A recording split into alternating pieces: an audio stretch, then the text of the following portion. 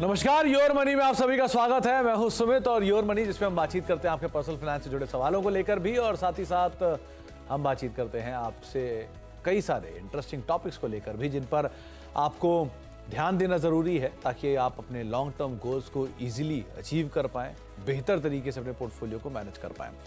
अलग अलग जानकारों से हम बातचीत करते रहते हैं और आपके सवालों के जवाब दिलवाते रहते हैं। उनके अनुभव को हम आपके तक लेकर आते हैं।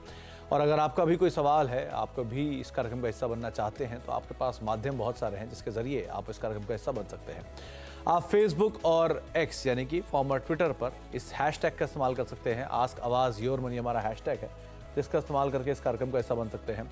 आप yourmoney@nw18.com ये हमारा ईमेल आईडी है, इसके ऊपर भी आप मेल कर सकते हैं अपना सवाल, अपनी डिटेल्स, और हमसे बातचीत कर सकते हैं। और साथ ही साथ आप 7045220000 इस व्हाट्सएप नंबर पर भी अपना सवाल भेज सकते हैं डायरेक्टली, और वहाँ पर भी आप हमसे बातचीत कर सकते हैं और सीधे सीधे इस कार्यक्रम का हिस्सा बन सकते हैं।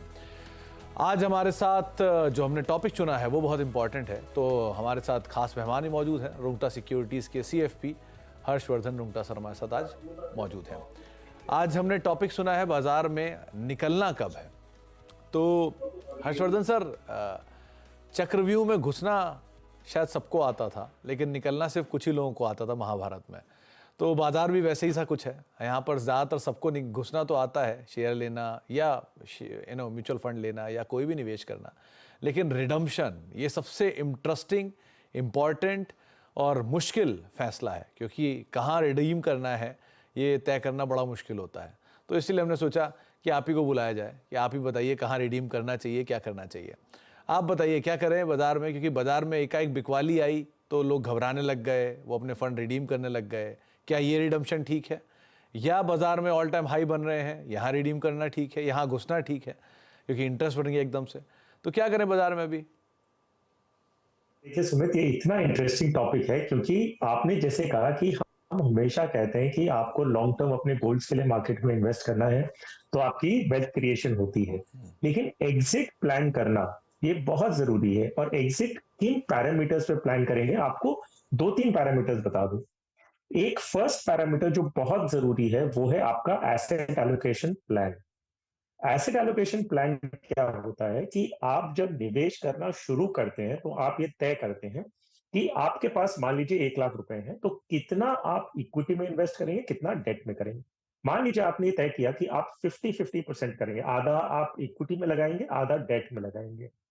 और ये चीज 1 साल बाद या 2 साल बाद इक्विटी मार्केट बढ़ चुका है और वो इक्विटी की वैल्यूएशन बढ़ी है और डेट की भी बढ़ी है, लेकिन इतनी ज्यादा नहीं बढ़ी है।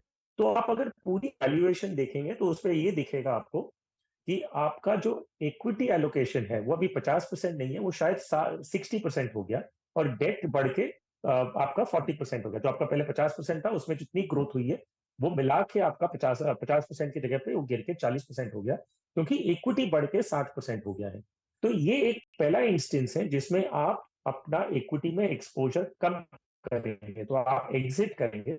10% तक का आप इक्विटी एक्सपोजर कर अपनी डेट में बढ़ाएंगे, ताकि आपका एसेट एलोकेशन जो है वो 50% पे आ जाए, इक्वल जो आपने ओरिजिनली शुरू किया था। तो ये हो गया एसेट एलोकेशन बेस, जिसके बेसिस पे आप ये मार्केट में रिडेम्पशन प्लान करते हैं। अब दूसरा दो मौका आता है जिसमें आप रिडेम्पशन करने की सोचेंगे, वो है आपका टाइम होराइजन, जो आपका गोल है। मान लीजिए आपका गोल है कि 2 साल बाद आपको ये पैसों की जरूरत है, कुछ कारण की वजह से, वह कारणवश मान लीजिए आपका जो बच्चों की शादी का जो गोल था, या पढ़ाई का जो गोल है, या रिटायरमेंट है, वो पूरा होने आ गया। तो आप अब क्या करेंगे, आप इक्विटी में से धीरे धीरे निकलना शुरू करेंगे, इररिस्पेक्टिव कि मार्केट कोई भी लेवल पे हो। तो ये दो प्राइमरी पहलू हैं जिसमें आप अपना इक्विटी का एक रिडेम्पशन या कोई भी इन्वेस्टमेंट में रिडेम्पशन प्लान करते हैं, ताकि रीबैलेंस कर सके, या तो आप एक एसेट क्लास से निकल के दूसरे में जाते हैं क्योंकि आपका गोल अभी जो है वो 2 साल के आगे पूरा होने वाला है। और एक तीसरा पहलू कब होता है, जब आपने कोई भी एसेट एलोकेशन टैक्टिकल बेसिस पे किया है। टैक्टिकल मतलब आपको अभी ऐसा कुछ लग रहा था कि मार्केट मिड कैप में या स्मॉल कैप में, कोई पर्टिकुलर सेगमेंट में, कोई पर्टिकुलर सेक्टर में, आईटी है, फार्मा है, या कोई भी सेक्टर में आपको की तेजी आने वाली है, तो आपने एक टैक्टिकल एलोकेशन किया था और उसमें देखा था कि मार्केट अगर 10-15% बढ़ जाएगा तो मैं एग्जिट कर लूंगा। तो जब आपका अगर वैसा कोई स्ट्रैटेजी होता है और वो पूरा माइलस्टोन पूरा होता है, तब आप एग्जिट प्लान करते हैं। तो हर्षवर्धन सर, एक चीज़ आपसे और पूछना था कि मैंने कोई मान लीजिए फंड में निवेश किया, जो आमतौर पर हम देखते भी आ रहे हैं, बहुत समय से सवाल भी हमें ऐसे सुनने को मिलते हैं कि हमने एक फंड में निवेश किया और उस फंड का निवेश बाजार की चाल के हिसाब से नहीं चला और वो फंड ने परफॉर्म नहीं किया और फिर भी हम उसके अंदर निवेशित हैं। तो या आमतौर पर ऐसा होता है कि हमने 6 महीने फंड को दिया या 1 साल फंड को दिया, फंड नहीं चला, हम निकल गए, जैसे ही हम निकले वो फंड चल गया, दूसरे फंड में गए, वहाँ कॉस्ट भी लग गई। ये शेयरों में भी होता है आमतौर पे।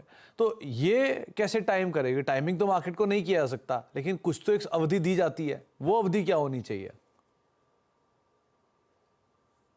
अगेन सुमित, बहुत ही अच्छा सवाल है, क्योंकि ये एक कंटिन्यूस सिचुएशन आती है सारे इन्वेस्टर्स के पास में। जब जो भी स्कीम में वो इन्वेस्ट कर रहे हैं, उनको ऐसा लगता है और दूसरी स्कीम अच्छी कर रही है। तो इसके दो तीन चीजें हैं जो आपको ध्यान रखनी है। पहले तो आप कोई भी फंड में निवेश करें तो आप उस फंड को कम से कम 2 साल का, क्योंकि हर एक स्कीम का कोई ना कोई साइकिल आता है। आप अगर एसआईपी के जरिए इन्वेस्ट कर रहे हैं तो 6 महीने में अगर आप कोई डिसीजन लेते हैं कि भाई मेरा फंड अच्छा नहीं कर रहा, तो बहुत जल्दबाजी होती है। आपको 2 साल का वक्त देना होगा अपने फंड को। जब वो अपना आपका परफॉर्मेंस आप ट्रैक करेंगे और फिर देखेंगे कि आपने जिस फंड में इन्वेस्ट किया है वो उसी कैटेगरी में, जो पीयर कंपैरिजन कहते हैं, कि भाई आपको ये नहीं कि आपने एक लार्ज कैप में इन्वेस्ट किया और उसका परफॉर्मेंस आप एक मिड कैप के साथ कंपेयर कर रहे हैं। आप अगर लार्ज कैप का परफॉर्मेंस इवेल्युएट कर रहे हैं तो आपको पहले तो अपनी स्कीम का बेंचमार्क के साथ इवेल्युएशन करना है, और बेंचमार्क के साथ और उसी कैटेगरी के दूसरी स्कीम के साथ इवेल्युएट करेंगे, तब जाके आप डिसीजन ले पाएंगे कि आपको इस स्कीम में रहना है कि नहीं। दूसरी चीज जो आपको देखनी है कि आपकी स्कीम ने रिस्क कितना लिया और रिटर्न कितना जनरेट किया। तो रिस्क और रिटर्न को देखते हुए करना है, सिर्फ ये नहीं देखना है कि रिटर्न कितना जनरेट किया गया, आपको रिस्क और रिटर्न दोनों आपको इवेल्युएट करके फिर डिसीजन लेना होगा। तो हर्षवर्धन सर, एक और सवाल मेरे जहन में उठा है। वो सवाल ये कहता है कि मान लीजिए मैंने निवेश किया और मैं निवेश करके फंड से एग्जिट भी कर रहा हूँ। कई लोग होते हैं जो बाजार की तेज़ी को देखकर उन्हें लगता है कि अभी निवेश करना चाहिए। हर बुल मार्केट कुछ नए इन्वेस्टर्स को मार्केट के अंदर लाता है और हर बियर मार्केट कुछ पुराने इन्वेस्टर्स को निकाल देता है, ऐसा बाजार की धारणा है। लेकिन क्या ऐसी सिचुएशन आपने भी देखी है विद टाइम? दूसरा, अगर ऐसी सिचुएशन आती है और हम जल्दी जल्दी फ्रीक्वेंसी में बदलते हैं तो कॉस्ट पार्ट जिसको हम भूल जाते हैं या टैक्सेशन पार्ट जिसको हम भूल जाते हैं, वो कितना इंपॉर्टेंट है? जी हाँ सुमित, आपने एकदम सही फरमाया कि बुल मार्केट जो है वो तेजी देखते हुए नए लोग मार्केट में जुड़ते हैं, और ये हमेशा से ही रहा है। हमने जितना भी बात करने की कोशिश की, कितना भी हमने मान लीजिए हमने इन्वेस्टर्स को समझाने की कोशिश की है कि जब मार्केट नीचे जाता है तब आपको अच्छा मौका मिलता है मार्केट में इन्वेस्ट करने का, बल्कि उल्टा होता है। मतलब लोग जो जो लेमैन इन्वेस्टर हैं, जिन्होंने सिर्फ रिटर्न्स देखते हुए मार्केट में इन्वेस्ट किया है, जब मार्केट गिरता है तो वो मार्केट से निकल जाते हैं। तो ये एक्चुअली नहीं करना चाहिए। अगर आप एक एसआईपी के जरिए निवेश कर रहे हैं तो आपको बिल्कुल भी कुछ भी मार्केट में ट्राई आएगा वो आपको करने की जरूरत नहीं है। सिर्फ आप रेगुलरली इन्वेस्ट करते रहें। मार्केट ऊपर जाए तब भी आप इन्वेस्ट करें, नीचे जाए तब भी आप इन्वेस्ट करें। उसी का कारण है कि आप एसआईपी के जरिए आ रहे थे, कि आपको इररिस्पेक्टिव की कोई भी मार्केट की सिचुएशन हो, आप हर मार्केट लेवल पे इन्वेस्ट करेंगे। तो यस, ये एंट्री एग्जिट आपको बहुत फ्रीक्वेंटली मार्केट के लेवल्स को देखते हुए नहीं करनी चाहिए। दूसरा, अगर आप जो जो आपने पहलू छेड़ा है कि अगर टैक्सेशन पॉइंट ऑफ व्यू से जब भी आप कोई एक स्कीम से निकलते हैं और दूसरी स्कीम में जाते हैं, आपको कैपिटल गेन्स या कैपिटल लॉस का इंपैक्ट होता है। तो आपने जब एक स्कीम से निकल के दूसरी स्कीम में गए, या तो आप रेगुलर प्लान से डायरेक्ट प्लान में भी गए हैं, तो भी आपको कैपिटल गेन्स का इंपैक्ट आता है। सो एग्जिट लोड का इंपैक्ट है। अगर आपने वो एग्जिट लोड के पीरियड के अंदर आपने अगर रिडेम्पशन किया है या स्विच किया है, तो आपको एग्जिट लोड भी लगेगा, आपको इनकम टैक्स भी लगेगा। तो इतना फ्रीक्वेंटली ना करें अनलेस बहुत ही कंपेलिंग कारण हो। अगर ड्रॉप ऑफ अ हैट आप सोचते हैं कि भाई थोड़ा सा कुछ हुआ तो मैं बदल लूंगा, तो उस पर आपको कॉस्ट का इंपैक्ट देखना होगा। तो कुछ इंपॉर्टेंट पहलू जिस पर हम बातचीत कर रहे थे हर्षवर्धन सर से, आगे भी उस पर हम चर्चा करते रहेंगे क्योंकि ये बात बहुत लंबा टॉपिक है, इस पर हम पूरा आधा घंटा बात कर सकते हैं, लेकिन कुछ दर्शकों के सवालों के जवाब भी लेना ज़रूरी है, तो ज़रा उनसे बातचीत कर लेते हैं। पहले दर्शक हमारे साथ गोरखपुर से मौजूद है बातचीत करने के लिए, हिमांशु कुमार सर है। हिमांशु जी नमस्कार। नमस्कार सर। नमस्कार हिमांशु जी, क्या सवाल है? जी नमस्कार सर। सर मैं अपना पोर्टफोलियो, वैसे तो मैं निवेशक पुराना हूँ, समझिए 2007-8 से करता रहा हूँ। ओके छोटे अमाउंट, तब सैलरी कम थी।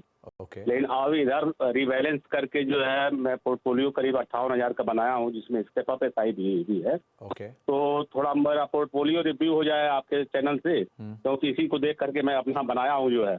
ओके तो जैसे मेरा लार्ज कैप में 2 रखे हैं, जी HDFC टॉप 100 10,000 का, और ICICI ब्लू चिप 10,000, जिसमें पर ईयर उसमें 1,000 का स्टेप अप है। तो हिमांशु जी, और मुझे आपसे 2 चीज़ें पूछनी थी। फंड्स तो हमारे पास हैं, उस पर तो हम बात करेंगे ही, लेकिन आपने क्योंकि 2007 से निवेशित हैं, आप 2007 से म्यूचुअल फंड में निवेशित हैं, 2007 से इक्विटी, शेयर बाजार ये सब भी देख रहे हैं? नहीं, शेयर में नहीं सर, म्यूचुअल फंड में ही शुरू म्यूचुअल किया फंड था जब उस समय सैलरी कम थी। ओके तो जैसे 1-2 हज़ार का किया, तो फिर कुछ काम भी करते रहे, जैसे घर का रिनोवेशन करा दिया या ओके। फिर गाड़ी खरीद ली, तो वो फंड मतलब यूटिलाइज करता गया। चलिए, लेकिन 2008 के एक और बाद से चीज़ जो है आपसे पूछूंगा। 21 साल करीब आप बाजार में हो गए, मतलब म्यूचुअल फंड इंडस्ट्री को 20-21 साल से देख रहे हैं। कैसा एक्सपीरियंस रहा आपका? नहीं, बढ़िया है सर। अब जैसे 2007 तो गिरावट से शुरू हुआ था, 8 में जो है, हाँ फिर 13 में कुछ, फिर 18 में कुछ, तो उधर का तो मेरा समझिए बहुत नहीं बजा, लेकिन 2018 के बाद थोड़ा कैपिटलाइज हुआ है। हाँ, तो अभी मेरी फंड वैल्यू करीब 30 लाख के करीब है जो है। चलिए बहुत और बाकी जो है गवर्नमेंट जॉब में हूँ, तो उसका पीएफ भी पर मंथ 20,000 कट रहा है, तो करीब 35 लाख उधर उसका वैल्यू है। चलिए और टर्म इंश्योरेंस 1 करोड़ का ले रखा है। ओके। तो हिमांशु जी, और पहले मेडिक्लेम तो बहुत बहुत शुभकामनाएं। आपने बहुत ही बढ़िया पेशेंस मेंटेन रखा और इतने साल तक बाजार में आप बने रहे, बहुत बड़ी बात है ये। क्या करना चाहिए हर्ष सर? इनके पास, इनकी उम्र 51 साल है और 19 साल का ये और कॉर्पस देख रहे हैं, फंड आपको भेजे हुए हैं, सिचुएशन आपने सुनी इनकी, क्या करना चाहिए? तो देखिए सुमित, हिमांशु जी ने बहुत अच्छी तरह एक अच्छे इन्वेस्टर के जो सारे कैरेक्टरिस्टिक्स होते हैं वो उन्होंने बताए कि उन्होंने 2007 से इन्वेस्ट करते गए। 2008 में मंदी आई थी, बहुत भयंकर मंदी आई थी, तो भी उन्होंने कंटिन्यू किया। सैलरी पहले कम थी, फिर धीरे धीरे उन्होंने इन्वेस्टमेंट अमाउंट बढ़ाते गए, स्टेप अप भी कर रहे हैं। अभी 51 साल के हैं और 19 साल के लिए और इन्वेस्ट करना चाहते हैं, एकदम क्लैरिटी है। इन्होंने जो स्कीम्स ले रखी है वो सारी स्कीम्स अच्छी हैं। हिमांशु जी, तो 8 स्कीम्स हैं आपके पास जिसमें आप 58,000 रुपया महीने का कर रहे हैं और आपके पास 19 साल और हैं। तो बेशक आप अभी जो आपकी स्कीम्स है आप उसमें कंटिन्यू करिए। सिर्फ मेरा एक ऑब्जर्वेशन है कि थोड़ा आप मॉडर्न अपनी स्कीम्स को कम कर सकते हैं, क्योंकि ओवरलैप बहुत है। सो आप एक काम करिए, जहां जो भी अभी तक आपने इन्वेस्ट किया है वो वही रहने दीजिए, उसमें आप कोई भी बदलाव ना करें, क्योंकि हमने जस्ट थोड़ी देर पहले बात की थी, कोई भी बदलाव करते हैं तो उसमें टैक्सेशन का भी एलिमेंट होता है, और अगर कोई बहुत सीरियस कारण नहीं है तो आपको बदलाव नहीं करने चाहिए। सो अभी तक जो आपने किया कि आप वही रखें। आगे जाते हुए थोड़े से बदलाव मैं आपको बता रहा हूँ, वो ये है कि आपकी जो लार्ज कैप स्कीम्स हैं उसकी जगह आप अगर लार्ज कैप इंडेक्स फंड ले तो ज्यादा बेटर होगा। तो आपका ICICI Pru BSE Sensex plan में आप 15,000 करें, ये एक स्कीम मैंने आपकी नई जोड़ी है। पराग पार एक फ्लेक्सी कैप, आप उसमें 15,000, अभी आप 10,000 कर रहे हैं, उसको बढ़ा के 15,000 कर दीजिए। कोटक इमर्जिंग इक्विटी फंड में 14,000, एसबीआई स्मॉल कैप और निप्पॉन इंडिया स्मॉल कैप, इन दोनों में आप 7,000 रुपया करके निवेश करें। तो नया पोर्टफोलियो आपका सिर्फ 5 स्कीम का होगा, जिसमें से 4 स्कीम्स आपके पास ऑलरेडी है, मैं सिर्फ उसमें अमाउंट बदल कर रहा हूँ।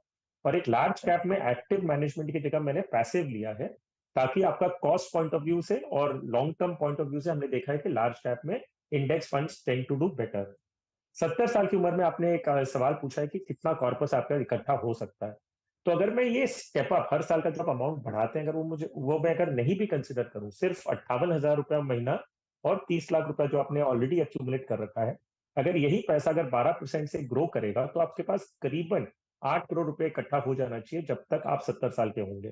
स्टेप अप कर रहे हैं और आपका पीएफ जो कट रहा है वो उसके अलावा आप और एक्सपेक्ट उससे ज्यादा फंड वैल्यू कर सकते हैं at the end of 70 years.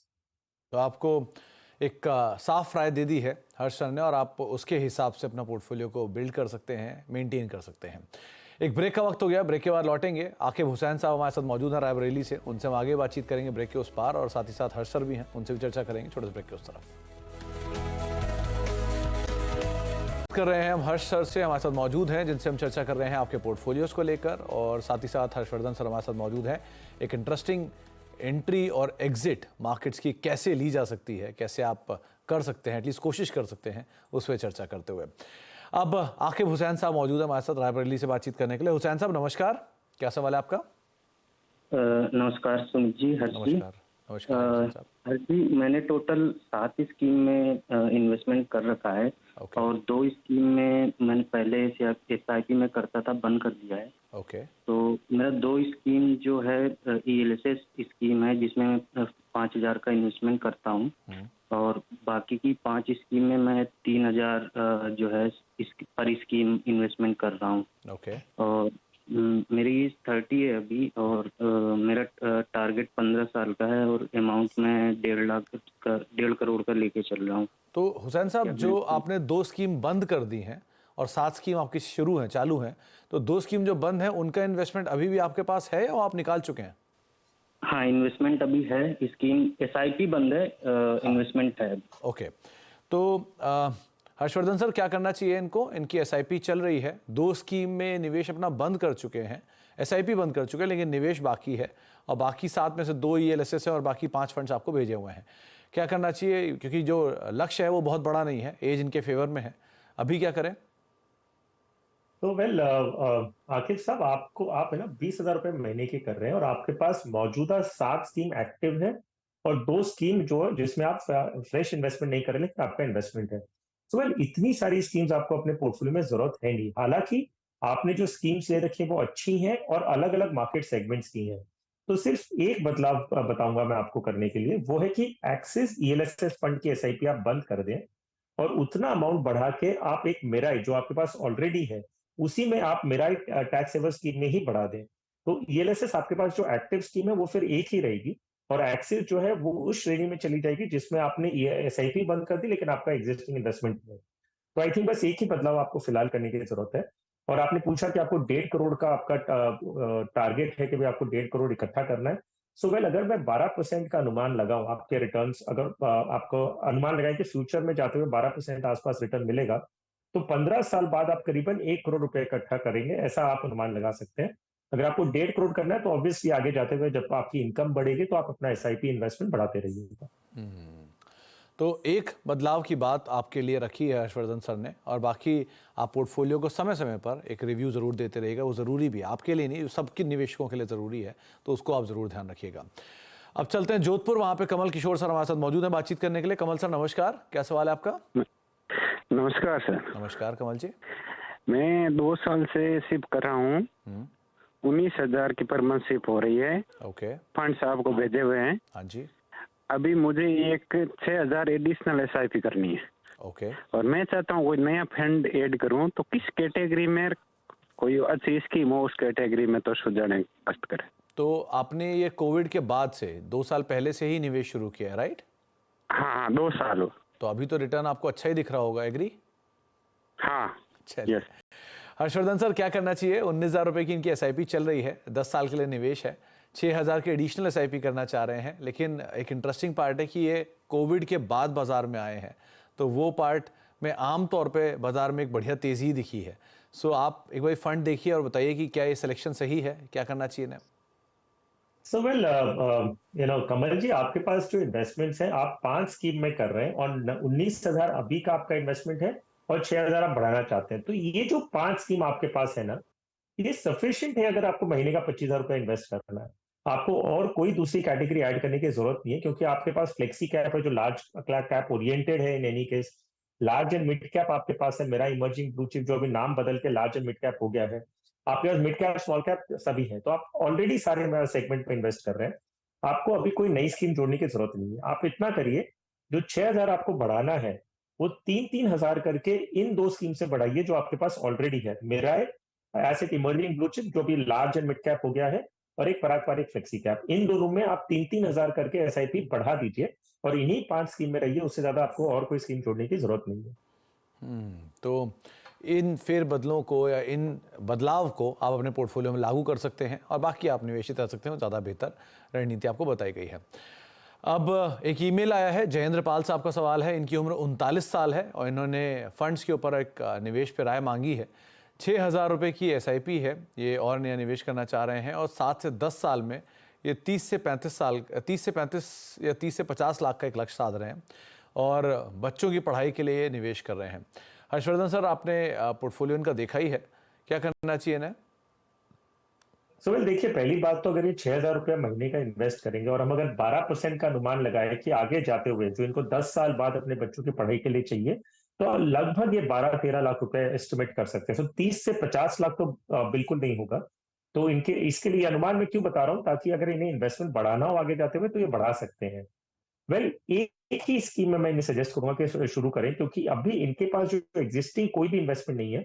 तो मार्केट की हर कैटेगरी में इन्हें अगर एक्सपोजर चाहिए तो एक मल्टी कैप फंड इनके लिए बेस्ट होगा। So ICICI Pru multi cap fund में ये एक ही स्कीम में 6,000 रुपया करें, इनके लार्ज मिड स्मॉल सब में इनको एक्सपोजर मिल जाएगा। और जैसे जैसे वो और अपना इन्वेस्टमेंट बढ़ाने की करेंगे, तब वो दूसरी कोई स्कीम जोड़े तो ठीक होगा इनके लिए। तो आप थोड़ा सा निवेश बढ़ाएं, थोड़ा स्टेप अप करें अपनी एसआईपी को, तो आपके लिए ज़्यादा बेहतर होगा इस तरह के अपने गोल्स को अचीव करने के लिए। लेकिन अभी के हिसाब से अगर आप निवेश करेंगे तो करीब 12 से 13 लाख रुपए के आसपास ही फंड यहाँ पर इकट्ठा हो पाएगा। हर्षवर्धन सर, जाने से पहले आपकी तरफ से टॉप 4 फंड्स। तो वेल, मैं अलग कैटेगरी के आपको बता रहा हूँ। ये उस लिहाज से है कि कोई नया इन्वेस्टर आ रहा है तो उन्हें अलग अलग मार्केट कैप में उनको सेगमेंट में एक्सपोजर भी मिल जाएगा। पहली चॉइस है पराग पारेख फ्लेक्सी कैप, दूसरी है एसबीआई कॉन्ट्रा फंड, तीसरा है White Oak mid cap fund and चौथा है ICICI Pru multi cap fund. ये इस तरह से डिजाइन किया गया है कि आपको एक वैल्यू ओरिएंटेड मिड कैप, आपको लार्ज कैप, मल्टी कैप, आप मार्केट के सारे सेगमेंट्स में आपको लगभग इस पोर्टफोलियो से एक्सपोजर मिल जाएगा। तो बाजार की स्थितियों को देखते हुए और अगर आप अलग अलग एक कैपिटल यानी कि मिड स्मॉल लार्ज पे अगर नहीं जाना चाहते हैं तो ये फंड्स आपके सामने Parag Parikh flexi cap funds, SBI contra fund, White Oak capital mid cap fund और ICICI Prudential multi cap fund. हर बार की तरह हर्षवर्धन सर, बहुत बहुत शुक्रिया हमारे साथ मौजूद रहने के लिए, बातचीत करने के लिए। टॉपिक बड़ा था, आपसे चर्चा और करनी बाकी रह गई है, लेकिन चलिए खैर उस पर आगे हम कोई बात करेंगे। लेकिन बहुत बहुत शुक्रिया सर अपना समय में देने के लिए और हमसे बातचीत करने के लिए। फिलहाल अब योर मनी को ही समेटेंगे, एक ब्रेक का वक्त है और ब्रेक के उस पार भी खबरों का सिलसिला बना रहेगा।